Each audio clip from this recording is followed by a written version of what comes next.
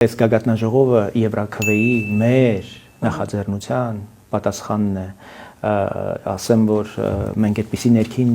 ինֆորմացիա ունեինք, դեռ այն ժամանակ, երբ չէինք սկսել, մեզ հետ այդպիսի քննարկում կար, եվրոպացի պաշտոնյաները ասում էին, եթե դուք կարողանաք այդպիսի օրենք անցկացնել Հայաստանի Եվրամիության անդամակցության գործընթացի մեկնարկի վերաբերյալ, ինչպես մենք ձևակերպեցինք,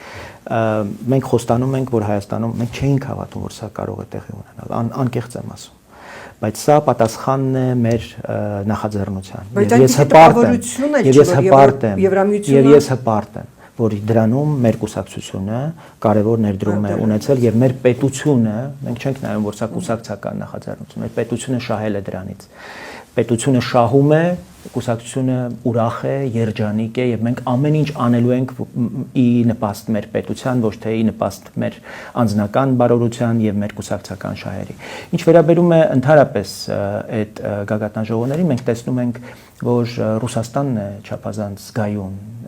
այս խնդրով եւ տեսնում ենք, որ ամեն կերպ փորձ է արվում արատավորել, այլասերել բուն նպատակը, որտեղ կարծում ենք, որ Հայաստան Եվրամիություն առաջին գագաթնաժողովի անցկացումը հենց Երևանում ինքնին բոլորովին նոր կարգավիճակ է շնորհում Հայաստանին, քաշային կարգն է փոխում Հայաստանի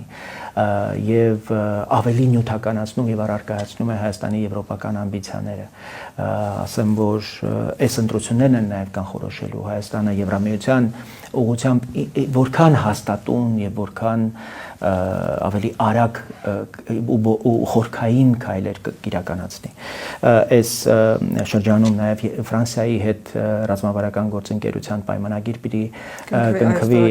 իդեպ դա եղել է նաև մեր կարևոր պահանջներից, եթե հիշում եք Ֆրանսիայի արտգործնախարարի այցին ընդառաջ մենք արտգործնախարարության դիմաց բողոքի ակցիա իրականացրինք, նաև ցույց տալու թե Լավրովին ինչպես ենք մերժում եւ ինչպես ենք դիմավորում մեզ բարեկամ Ֆրանսիային